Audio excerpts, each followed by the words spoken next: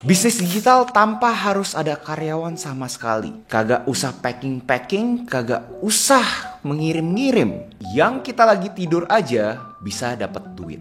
Yap, pas kalian denger ini semua pasti terkesan sangat aneh kan? Pasti ada yang skeptis. Kayak berasa ini nih scam nih. Nope, ini yang namanya bisnis digital product. So di video-video sebelumnya kan gue udah ngebahas lebih detail ya terhadap apa itu digital product. Tapi banyak dari kalian berpikir bahwa digital product tuh ya buku elektronik aja atau yang namanya e-book. Dipikir oh yaudah kalau misalnya digital product adalah kelas dan e-book. Padahal banyak banget tipe-tipe digital product lainnya yang menurut gue kagak banyak orang mainin. Dan menurut gue adalah suatu potensi yang menurut gue kalian bisa coba jalanin. Dan buat kalian yang masih awam dan masih berasa bingung kenapa sih gue rekomendasi digital product. Karena digital product itu sebenarnya sangat lebih enak dibandingkan physical product. Di dalam konteks maintenance-nya. Apa maksud maintenance? Kita ngomongin terhadap pertama modal. Modal digital product bisa sampai 0. Kalau misalnya lu mempunyai kompetensi tinggi, lu tahu apa yang lu lakuin, yang gue bilang di video-video gue sebelumnya, lu tahu masalah apa yang lu kejar, itu bisa sampai 0 guys. Kalian punya biaya produksinya. Dan kalau misalnya kalian ngomongin website yang untuk jual segala macam, sekarang juga udah ada Linkit, lnk.id, itu juga udah gratis. Dan abis itu kita ngomongin delivery-nya. Delivery-nya juga cepat kan ya. Kita ngomongin kalau misalkan physical product harus ngirim lama banget.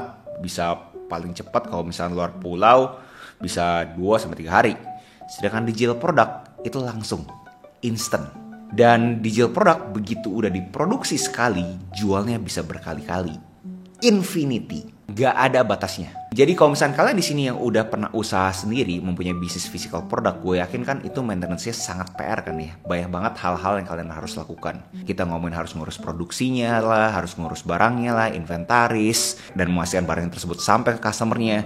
Kayak banyak banget, tanda kutip, tetek banyak yang kalian harus peduliin kan. Tapi kalau misalnya digital product, ini semua bisa dibilang low maintenance business. Yang profit marginnya juga sangat tinggi. Tapi pada umumnya orang berasa oke, profit marginnya itu bisa sama 90-95% gitu kan ya. Berarti gue harus benar-benar terus-terusan cuan gitu kan ya. Tapi kalian harus pikirin juga, ini ada suatu privilege di digital product. Kalian berarti mempunyai biaya marketing lebih tinggi lagi juga. Contoh kita ngomongin kalau misalnya physical product, biaya marketingnya pada umumnya berapa sih? 5-10% dari mereka punya harga omset. Kalau misalnya digital product, kalian bisa lebih jor-joran mungkin 20-30%. Kenapa begitu? Karena sekali lagi kan digital product produksi sekali jual berkali-kali. Sedangkan misalkan physical product kalian punya COGS kan udah stuck ke produk yang dijual tersebut. Dan sebelum gue masuk ke ide-ide digital productnya, gue mau kenalan dulu buat kalian yang belum kenal. Gue mau kasih tahu bahwa gue punya portfolio jualan digital product itu sudah dari tahun 2017. Dan kagak cuma market Indonesia toh, gue bahkan bisa ngejual gue punya digital product ke Amerika Serikat. Yap, ini screenshot United States. Dan gue di sini juga pengen double click terhadap keuntungan kalian itu main digital product, yaitu kagak ada hubungan dengan geografis. Jadi kalian bayangin kalian itu hidup di Indonesia tapi bisa mendapatkan contoh dolar. Menurut gue yakin banyak orang yang suka ide seperti itu. Tinggal di Indonesia tapi dapetnya dolar. Jadi salah satu keuntungan kalian kalau misalnya kalian jual digital product itu kagak ada geographic boundaries guys. Kalian bahkan bisa jual ke Amerika kayak gue. Dan gue mau memastikan bahwa ini bukan ilmu gaib. Kalian harus mempunyai keterampilan. Kalian harus tahu masalah apa yang kalian mau kejar. Dan kalian harus berikan solusinya, yaitu produknya kalian. So hari gue bakal ngebahas apa aja sih tipe-tipe digital product yang menurut gue marketnya potensinya luar biasa selain e-book dan e-course. Pastiin kalian jangan sampai mistake note, taruh, ketik, tulis apapun itu buat kalian tuh paham kira-kira digital product apa yang cocok dengan kalian punya keterampilan. So tipe digital product pertama adalah yang gue lakukan pas gue pertama kali mencoba jualan digital product, yaitu gue jualan Lightroom presets. Jadi pas 2017 pas pertama kali gue mulai serius ikutan media sosial ini, gue nge-branding diri gue sebagai travel photographer. Dan sebagai travel photographer, banyak banget kan orang-orang yang nanya ke gue, gimana caranya fotonya warnanya bisa sebagus ini? Apakah ini memakai suatu editan? Nah, gue memakai namanya Lightroom.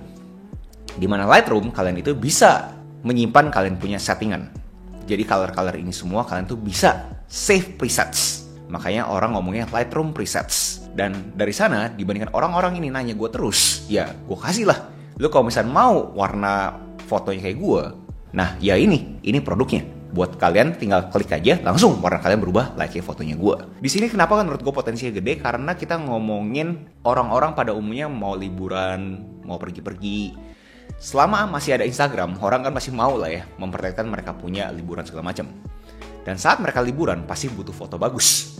Gue yakin semua orang bisa relate. Siapa sih yang nggak butuh foto bagus? Untuk ya jelas ya pamer. Nah di sini menurut gue bagus banget kalau misalnya kalian mempunyai keterampilan untuk bisa bikin suatu filter yang kalian banget, kalian branding, like gue waktu itu kan travel photographer.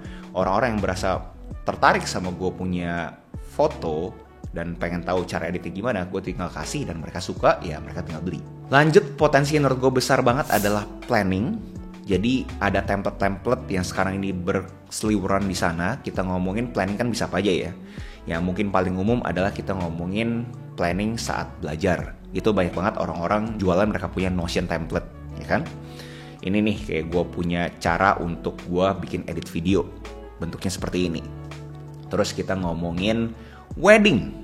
Itu juga suatu industri yang bisa dibilangin sesuatu yang sangat stressful banget untuk para pengantinnya. Alhasil mereka butuh suatu planning kan, mereka butuh suatu Google Sheet yang bisa merekam semua aktivitas yang mereka harus follow up. Nah, masalah yang dikejar adalah manusia itu adalah orang-orang yang tanda kutip seliweran, yang gak rapi. Mereka butuh suatu sistem yang terstruktur, yang mereka bisa lihat, oh snapshotnya tuh gue punya aktivitas ini, problem gue snapshotnya seperti ini. Nah kalau misalnya kalian bisa kejar masalah itu, menurut gue potensi luar biasa banget. Karena sekali lagi, manusia itu ya, kebanyakan orang, lebih tepatnya bukan manusia, kebanyakan orang pada umumnya, ya hidupnya berantakan. Dengan ada planning, kalian memberikan solusi ke mereka, bahwa nih, kalau misalkan lu mau lebih rapi hidup lu, ini nih, kayak gini. Lanjut, kita ngomongin editable games. Jadi kan games itu banyak banget kan ya. Baik lagi ke manusia yang tipe orangnya pengen di-entertain, pengen sesuatu yang fun, pengen bersosialisasi. Dan salah satu bentuk sosialisasinya adalah dengan main game. Nah, banyak banget kan acara-acara yang butuh game. Kita ngomongin Sweet 17, umur 17, kita biasanya ada acara. Acara tersebut pasti biasanya butuh game. Menikah, biasanya orang-orang pengantin ini juga pasti ada game-gamean sebelum menikah atau bahkan pas lagi pernikahannya. Nah, untuk main game ini kan butuh informasi. Mau apa nih gamenya? Jadi menurut gue orang-orang bakal melihat ini sangat menarik terhadap digital produk kalian kalau misalkan kalian mempunyai contoh 10 template games yang cocok untuk pas lagi makan malam. Jadi orang bisa pilih kan, oke ada game 1, game 2, game 3, game 1 bingo, game 2 ular tangga, apapun itu kan. Nah, ini semua kan adalah sifatnya suatu digital product yang orang bisa langsung pilih, dan menurut gue itu marketnya luar biasa, dan menurut gue ini marketnya masih hijau banget, dan emang secara intrinsik manusia kan butuh entertainment. Berikutnya adalah budgeting, atau mungkin lebih bagusnya kata-katanya financial planning atau apapun itu. Jadi kita ngomongin paling sensitif kan duit ya. Duit itu sensitif banget, dan manusia pengen dong punya suatu snapshot bahwa oke, duit gue di bulan ini berapa, penerimaannya, pengeluarannya berapa. Nah, di sini kan butuh suatu template. Contoh kita ngomong Excel atau Notion atau aplikasi apapun yang menurut kalian bisa bantu jualin. Orang butuh template-template seperti itu. Kenapa? Karena kan mereka pengen tahu dong gimana caranya gue bisa mengelola keuangan lebih bagus lagi. Di bulan ini sebenarnya gue punya kekayaan bertambah atau enggak sih? Dan ini semakin negara kita semakin maju, harusnya kita punya literasi keuangan juga tambah tinggi. Kalau misalnya literasi keuangan kita tambah tinggi, alhasil kalau misalnya kalian mempunyai template-template untuk budgeting template segala macam, itu akan dibutuhkan orang-orang ini. Berikutnya adalah video template. Jadinya di sini kita harus sefrekuensi bahwa video akan selalu ada terus, akan selalu berkembang tipe format video. Karena kalian lihat lah ya, sekarang kan shorts, reels kayaknya bener-bener lagi booming banget sejak ada TikTok. Jelasnya ini adalah suatu tren, dan alhasil orang-orang pengen kan bikin videonya lebih bagus. Nah, untuk videonya lebih bagus, orang-orang kan udah punya aplikasi-aplikasinya kan, like-nya Premiere Pro atau CapCut. Nah, di sana mungkin kalian terkesan kayak semua udah ada gitu, tapi kan banyak banget hal-hal yang bisa kalian coba jual lagi. Contoh, kalau misalkan kalian di sini ngerti pakai Canva. Nah, di Canva kan sebenarnya bisa juga ngedit video. Kalian bisa jualan template videonya kalian juga. Contoh, kalau misalkan kalian jago After Effects, orang pengen tahu gimana caranya kalian itu bikin animasi ABCDFG. Kalian bisa juga jualan, kalian punya project template-nya tersebut. Jadi orang bisa ngeklik, orang bisa tahu, oh kayak gini toh ternyata dia melakukan transisinya segala macam. Nah, hal-hal seperti ini kenapa menurut gue makin lama makin dibutuhkan? Karena ya baik lagi, orang pengen videonya bagus. Mereka pengen tahu secret hacknya apa sih biar editing videonya lu tuh terkesan cakep dan keren. Dan di negara maju sana seperti Amerika udah banyak banget yang jual-jualan seperti ini. Bahkan kita ngomongin Premiere Pro, Adobe Premiere Pro, itu banyak banget yang jual plugin-pluginnya. Padahal kan kalau kalian lihat ya sebenarnya Premiere Pro sendiri udah ada plugin gitu. Tapi ada beberapa shortcut yang bisa ngebantu mereka punya proses editing lebih bagus lagi.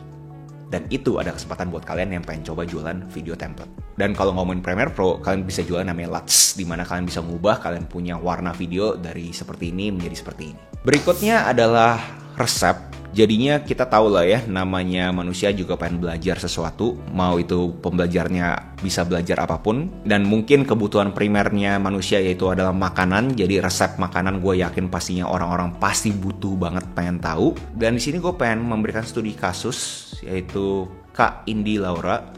Menurut gue ceritanya sangat inspiratif banget. Kalian bisa cek sendiri terhadap Kak Indi Laura itu backgroundnya seperti apa, dan akhirnya mempunyai suatu situasi di mana orang pada umumnya kalau misalnya menerima situasi kayak Kak Indi Laura pasti harusnya udah tanda kutip lemes, tapi Kak Indi Laura masih punya semangat yang tinggi, dan alhasil dia juga pengen ngebantu orang-orang untuk yuk sama-sama yuk kita menjaga pola makanan kita, pola minuman kita. Nih gue tahu resep-resep jus yang bagus, resep-resep makanan yang bagus, yang sehat. Menurut gue itu sangat inspiratif. Dan buat kalian di sini yang mempunyai suatu metodologi, yang mempunyai suatu ambisi, aspirasi untuk memberikan dampak positif untuk orang bisa lebih sehat lagi atau lebih bagus lagi, tertakar semua kalorinya, jadi lebih conscious, lebih sadar terhadap konsumsi makanan dan minuman kita, menurut gue ini cocok banget, yaitu resep makanan dan minuman.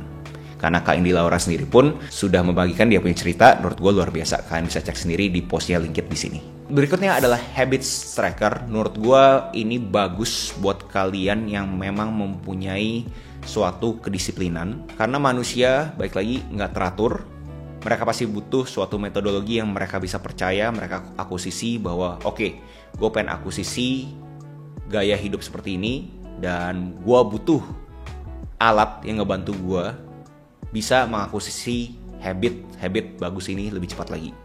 Dan salah satunya adalah habit tracker, yang gue sendiri pun juga ada habit tracker. Kalau misalnya kalian mau cek ya silahkan cek link di deskripsi. Dan ini adalah kalian punya peluang juga menurut gue, karena banyak banget orang-orang yang masih pengen bisa disiplin tapi kagak tahu gimana cara disiplin. Nah, kalau misalnya kalian di sini tipe orang yang tanda kutip produktif, yang mempunyai suatu metodologi untuk menjalani harinya kalian, kalau misalnya kalian bisa share metodologi tersebut, gue yakin kan orang-orang pasti cari.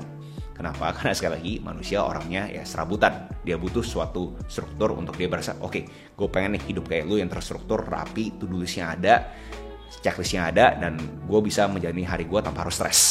Berikutnya adalah exclusive content. Ini mungkin terkesan agak aneh, tapi coba gue jelasin dulu ya ke kalian ya. Jadi pada umumnya orang berasa digital product itu harus sesuatu yang beda banget gitu kan ya.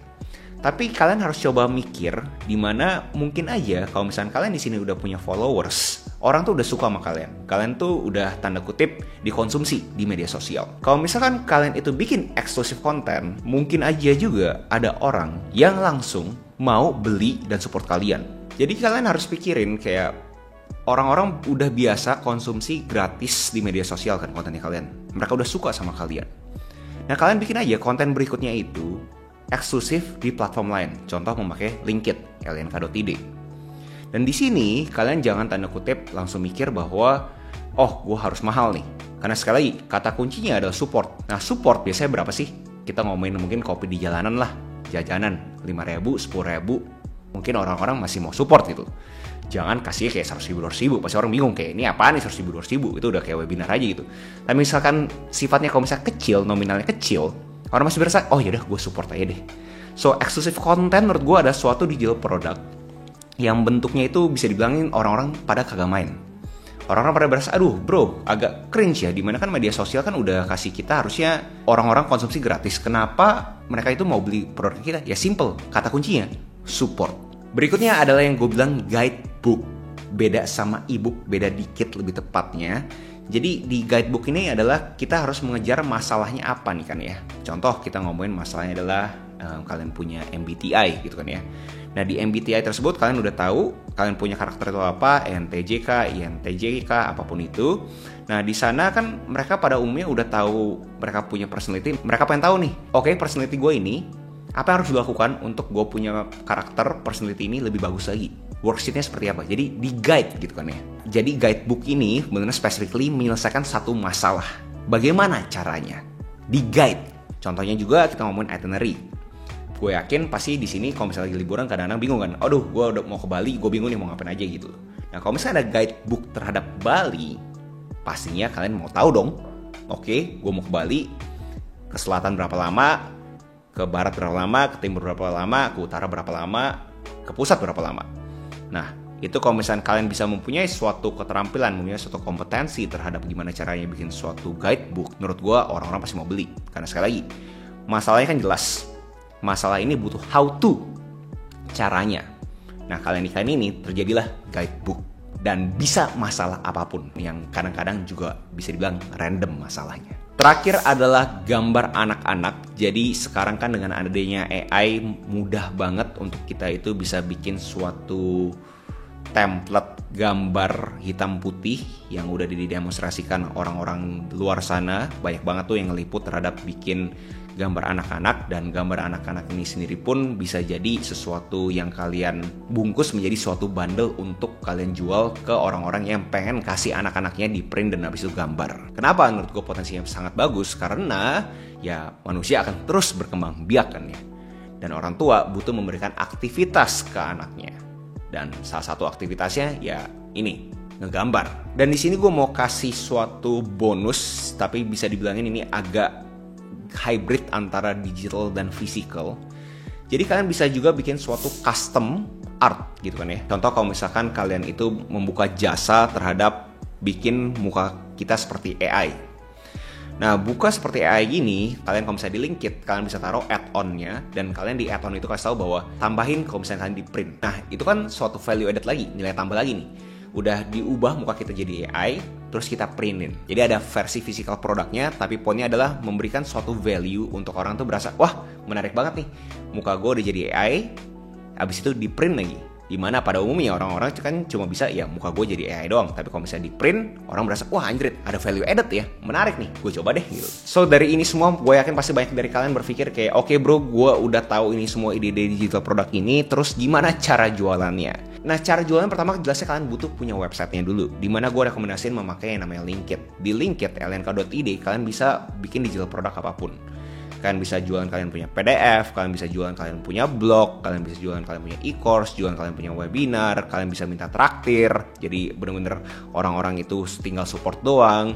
Nah, banyak banget tipe-tipe digital produk yang bisa kalian gunakan memakai Linkit, dan ini semua sekali lagi gratis setup fee-nya, bener-bener gratis. Seriusan gratis, kalian bisa cek sendiri.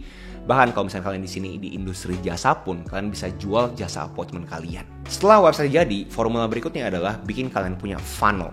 Kalian harus tahu gimana caranya kalian itu mempunyai suatu leads magnet. Jadi udah bikin konten awareness segala macam, kalian masukin ke suatu leads magnetnya kalian, dan abis itu kalian nurturing semua database yang kalian punya, dan abis itu baru kalian upsell produk-produk digitalnya kalian. Dan untuk ngelakuin ini semua jelas kagak gampang, punya keterampilan tersendiri. Kalian harus belajar storytelling, belajar cerita yang menarik. Dan gue juga udah banyak banget ngebahas ini semua di YouTube videos gue. Kalau misalnya kalian tertarik bisa cek playlistnya gue. Kalau misalnya kalian pengen terstruktur, pengen interaktif segala macam, kalian juga bisa cek e-course gue yang baru terhadap digital product. Mungkin itu juga bisa ngebantu kalian. So, konklusinya apakah digital product ini bener-bener pasif banget? Menurut gue dalam konteks kalian bisa produksi sekali, jual berkali-kali, itu ya jelasnya pasif. Tapi mungkin kata-kata yang lebih bagus adalah ini benar low maintenance business kalau misalkan kita bandingkan dengan physical product. Karena sekali physical product banyak banget dinamikanya setiap harinya. Kalau misalkan digital product benar-benar kita ngomongin funnel via digital doang. Kita harus selalu nurture kita punya social funnel. So itu aja video saya hari ini. Next video saya menurut kalian menarik untuk aku Setiawa Halim bawakan. Coba komen di bawah. Jangan lupa like, comment, subscribe. Nyalain notifnya. Share teman kalian. And I'll see you in next video. Salam kreatif.